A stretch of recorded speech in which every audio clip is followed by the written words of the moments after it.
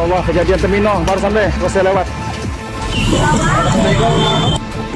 Kebakaran. Oh, nggak habis deh.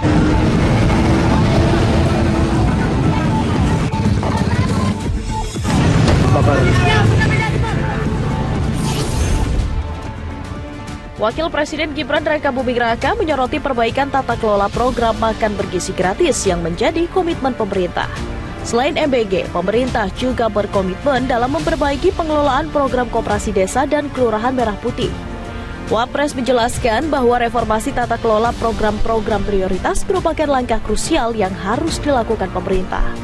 Menurutnya, komitmen penataan ini bertujuan menjaga kepercayaan publik terhadap jalannya pemerintahan dan program-program strategis yang sudah dicanangkan. Selain berfokus pada perbaikan tata kelola MBG, Gibran juga menaruh perhatian serius pada sektor ekonomi kerakyatan melalui penguatan koperasi desa, kelurahan Merah Putih. Menurutnya, kedua program ini menjadi pilar penting dalam meningkatkan kesejahteraan masyarakat di tingkat akar rumput.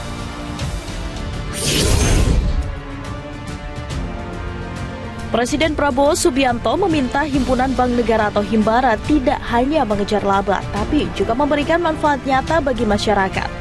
Hal ini disampaikan saat menggelar pertemuan dengan jajaran komisaris dan direksi Himbara di Istana Merdeka pada Kamis malam. Menteri Investasi dan Hilirisasi sekaligus CEO Danantara Rosan Roswani menyampaikan, nilai kapitalisasi pasar gabungan seluruh bank Himbara saat ini mencapai sekitar 1.100 triliun rupiah. Potensi besar tersebut harus dimanfaatkan Himbara untuk mendorong pertumbuhan ekonomi, sekaligus memperluas akses pembiayaan bagi masyarakat. Dalam menjalankan fungsi tersebut, Himbara diminta tetap menjunjung prinsip kehati-hatian serta profesionalitas dalam menyalurkan pembiayaan. Presiden juga menyoroti perkembangan harga minyak dunia yang kembali turun di bawah $80 Amerika Serikat per barrel. Kondisi ini diharapkan menjadi sentimen positif bagi perekonomian nasional di tengah berbagai tantangan global. Prabowo menegaskan Indonesia harus membangun perekonomian yang berdikari atau berdiri di atas kaki sendiri dengan dukungan kuat dari sektor perbankan, khususnya Himbara.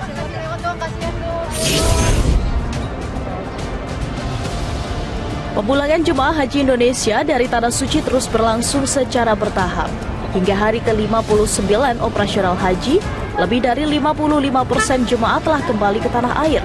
Pemerintah menyebut kedisiplinan jemaah menjadi salah satu kunci utama kelancaran proses pemulangan. Sementara itu, pergerakan jemaah dari Mekah menuju Madinah masih terus berlangsung.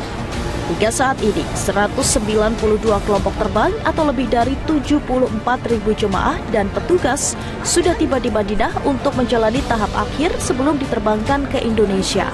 Kementerian Haji dan Umroh menegaskan kelancaran operasional pemulangan tidak hanya bergantung pada kesiapan petugas dan koordinasi antar instansi, tapi juga ditentukan oleh kedisiplinan jemaah dalam mematuhi aturan. Jemaah kembali diingatkan agar menjaga paspor dan dokumen perjalanan, memastikan barang bawaan sesuai ketentuan penerbangan, serta tidak membawa air zam-zam di dalam koper bagasi maupun tas kabin. Sebagai gantinya, air zam-zam akan didistribusikan secara resmi kepada jemaah setelah tiba di debarkasi masing-masing di Indonesia.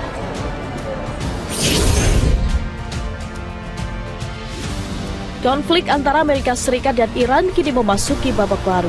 AS dan Iran kini resmi menandatangani Memorandum of Understanding atau MOU yang menjadi dasar penghentian agresi sekaligus membuka jalan menuju perdamaian yang permanen. Kesepakatan bukan hanya menyentuh isu keamanan kawasan, tapi juga program nuklir Iran. Presiden Amerika Serikat Donald Trump resmi menandatangani Memorandum Kesepakatan Damai dengan Iran di Istana Versailles dan disaksikan langsung oleh Presiden Prancis Emmanuel Macron. Penandatanganan dilakukan lebih cepat dari yang sebelumnya dijadwalkan akan ditandatangani di Jenewa, Swiss pada Jumat 19 Juni. Trump menyatakan kesepakatan ini dibuat dengan proses yang panjang dan sangat alot. Sementara itu, Presiden Iran Masoud Pezeshkian menandatangani MOU di Teheran. Juru bicara Kemenlu Iran mengatakan penandatanganan awalnya dijadwalkan tatap muka di Swiss pada Jumat, namun selama 24 jam terakhir, Iran menginginkan penandatanganan virtual yang dilakukan lebih cepat. Dalam 14 poin yang dirilis pemerintah AS, Iran bersedia membatasi program nuklirnya dan meningkatkan pengawasan internasional. Sebagai imbalannya, Washington mulai melonggarkan sanksi ekonomi dan membuka akses terhadap aset Iran yang selama ini dibekukan. Pembukaan Selat Hormuz dan penghentian blokade pelabuhan Iran juga termasuk dalam kesepakatan. Tak hanya soal nuklir dan sanksi, AS juga berkomitmen untuk menghentikan agresi di seluruh front termasuk Lebanon. Bagi Iran, berakhirnya konflik di Lebanon menjadi bagian penting dari arsitektur perdamaian baru di Timur Tengah. Penandatanganan dokumen memang menandai berakhirnya babak konfrontasi terbuka antara AS dengan Iran. Namun dalam 60 hari ke depan, keberhasilannya akan bergantung pada implementasi di lapangan. Terlebih Zionis Israel sampai saat ini masih belum menerima kesepakatan damai dan masih terus melancarkan serangan ke Lebanon.